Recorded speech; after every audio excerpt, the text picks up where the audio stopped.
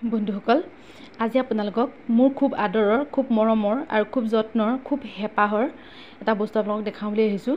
সেইটো হৈছে এখন কিতাপ। দামটো দেখিছেনে? অজান্তিমূলক, মঞ্জু বৰা।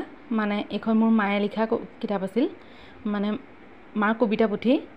মায়ে খুব সুন্দৰ, সাৱলীল আৰু খুব কোমল ভাষাৰে এই পুথিখন লিখিছিল, কবিতাখিনি খুব ধুনীয়াকৈ লিখিছিল। মাৰ এটা ইচ্ছা আছিল যে তেওঁ এই কবিতা পুথিখন নিজে লিখিছে যিহেতুকে এইখন প্ৰকাশ কৰিব, কিন্তু দুৰ্ভাগ্য মা জীৱিত কালত আমি কিতাপখন উদ্বোধনী কৰিব নোৱাৰিলোঁ, উলিয়াব নোৱাৰিলোঁ। সেইবাবে মাৰ কাজৰ দিনাখন এই কিতাপখন ভাইটিয়ে উলিয়াই আনিছিল। সৰুৰ পৰা ডাঙৰলৈকে, আমাৰ প্ৰকৃতিৰ পৰা গাঁৱলীয়া সমাজলৈকে, লিমাৰিকৰ পৰা সৰু ল'ৰা ছোৱালীৰ মানে জানিবলগীয়া সকলো বিষয়লৈকে, সাধু চলৰ নীতিশিক্ষা, কবিতা চলৰ নীতিশিক্ষা, এনেকুৱা ধৰণৰ বহুত বিষয়লৈ মায়ে কবিতা পুথিখন লিখিছিল। ইয়াত মাৰ এনেকৈ চমু পৰিচয়টো দিয়া আছে। কিন্তু দুৰ্ভাগ্যবশতঃ এই কিতাপখন আমি উলিয়াব নোৱাৰাটো বহুত ডাঙৰ দুখ এটা আমাৰ থাকি গ'ল। মায়েও নেদেখিলে কিতাপখন উলিওৱা। কিতাপখন ভাইটিয়ে উলিয়াই আনিলে। বহুতে কিতাপখন পঢ়িলে, যিয়ে পঢ়িলে সিয়ে গম পালে যে কবিতা পুথিখন কিমান ধুনীয়াকৈ মায়ে লিখিছে। সকলোৰে বাবে প্ৰযোজ্য। ইয়াত কিমান ধুনীয়াকৈ মায়ে লিখিছে আপোনালোকে পঢ়িলে বা চালেহে গম পাব। কিতাপখনৰ মূল্য ৰাখিছিল ভাইটিয়ে 100 টকা। সেইদিনাখনেই কিতাপখন পঢ়ি বহুতেই কিতাপখন কিনি নিছিল। এতিয়াও মোৰ ওচৰত ইয়াৰ বহুকেইটা কপি আছে। যদি কাৰোবাক লাগে তেনেহ'লে মোৰ ইনবক্সত কমেণ্ট কৰিলে আপোনালোকে কিতাপখন পাব। আপোনালোকক মই থ্ৰুতে এটা কবিতা দেখাই দিওঁ, তেতিয়া আপোনালোকে এইখিনি কবিতা ইয়াত আপোনালোকে পঢ়ি চালে গম পাব কিমান ধুনীয়াকৈ মায়ে লিখিছে। সৰু ল'ৰা ছোৱালী কবিতালৈকে, লিমাৰিকলৈকে বহুত বেছি ধুনীয়া। এয়া আপোনালোকক এইটো মায়ে আমাৰ নিজৰ ককাক লৈ লিখিছিল, মানে মায়ে মাৰ দেউতাকক লৈ লিখিছিল। এইটো সাধুৰ চলৰে লিখিছিল, কেনেকৈ ককাই আগৰ মানুহক উত্তৰ দিছিল, ককা কিমান তীক্ষ্ণ আছিল সেয়া বুজাইছে। তেনেকৈ আপোনালোকক আৰু এটা কথা মই দেখাম। এনেকুৱা ধৰণৰ কবিতা আছে। তাৰপিছত এনেকুৱা আপোনালোকক মই এয়া চাওকচোন, মানুহৰ জীৱনক লৈ এইটো কবিতা, বহুত ধুনীয়া কবিতা এটা মায়ে লিখি থৈছে। আপোনালোকে এইটো পঢ়ি চাব, গম পাব। তাৰপিছত এটা মই আপোনালোকক দেখাম।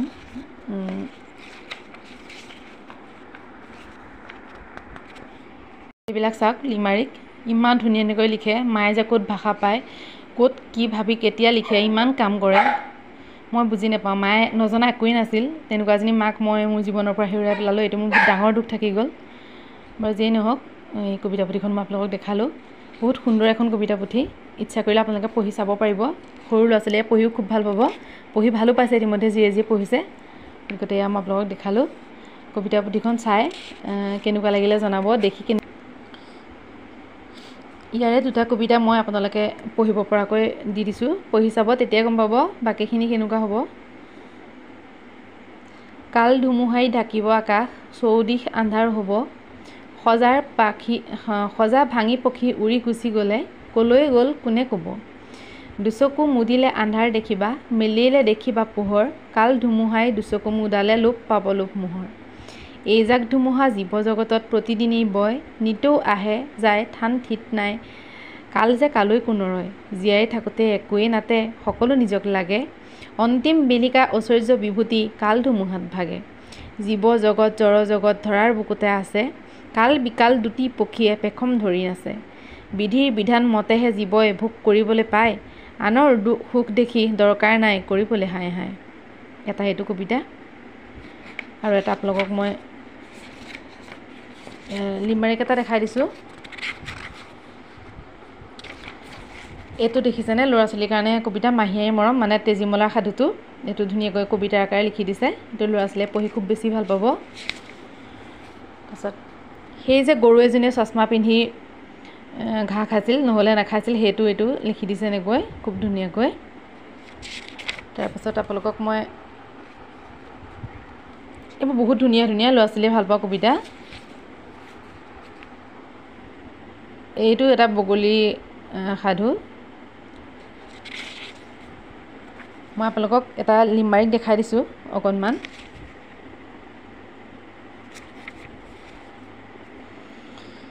এইটো দেখিছেনে? কিনকিনীয়া বৰষুণ, আন্ধাৰ মাজ ৰাতি, হাঁহ নিবলৈ শিয়াল আহিল জাক পাতি হাঁহৰ গঁৰাল বগৰাই হাঁহ নিলে চুচুৰাই ৰাতিপুৱা গৃহস্থই দেখে গঁৰাল হৈ আছে কাটি মাছৰ গোন্ধ পাই বন্দা মেকুৰী চৰু শুঙিবলৈ আহিল চেকুৰি চেকুৰি গৰমত ভজা মাছ কেৰাহীত থৈ বহিল ৰান্ধনি বিচনী লৈ বন্দাই বহি খাই দিলে লেখি লেখি একুৰি বহুত ধুনীয়া ধুনীয়া কবিতা আপোনালোকে পঢ়িলেহে সঁচাকৈ গম পাব বহুত বেছিয়ে ধুনীয়াকৈ লিখি থৈছে মায়ে এইবিলাক সৰু সৰু কবিতা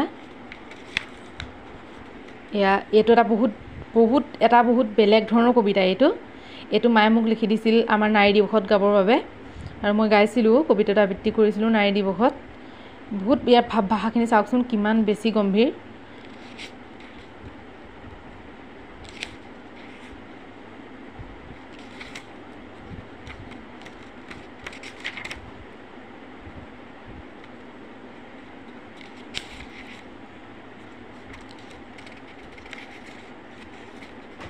এইটো কবিতা মায়ে ভাইটিক লৈ লিখি দিছিল ভাইটি যেতিয়া ফাৰ্ষ্ট ইয়েৰত গৈছিল ফাৰ্ষ্ট ইয়েৰ নহয় পাৰ্ট 1ত তেতিয়া এইটো মায়ে তাক লিখি দিছিল তাক লৈ লিখিছিল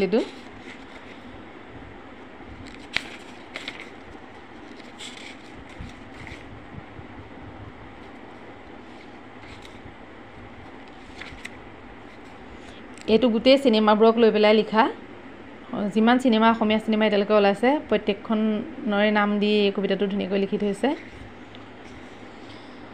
গতিকে আপোনালোকক মই কিতাপখনৰ বিষয়ে অকণমান ক'লোঁ যদি ইচ্ছা কৰে আপোনালোকে কিতাপখন মোৰ ওচৰত আছে ল'ব পাৰিব ইনবক্সত কমেণ্ট কৰিব যদি ল'লে মোৰো ভাল লাগিব মাৰ কাৰণে কিবা এটা কৰাৰ নিচিনা লাগিব মাৰ যিহেতুকে বহুত ইচ্ছা আছিল কিতাপখন নিজে প্ৰকাশ কৰি চোৱা আৰু বিক্ৰী কৰা গতিকে চাওকচোন আপোনালোকে কবিতাকেইটা পঢ়ি কেনেকুৱা লাগে আৰু যিয়েই নহওক লোৱা নোলোৱা সেইটো পাছৰ কথা কিন্তু কবিতাকেইটা চাই বা দেখি কেনেকুৱা লাগিল কিতাপখনৰ গাঁথনিটো কেনেকুৱা লাগিল গোটেইখিনি এবাৰ মোক জনাব আপোনালোকে কমেণ্ট কৰি জনালে মোক সঁচাকৈ খুব বেছি ভাল লাগিব মোৰ মাৰ কাৰণে আপোনালোকে এটা লাইক কমেণ্ট কৰিব বুলি বহুত আশা কৰিলোঁ আজিলৈ আহিলোঁ বাই বাই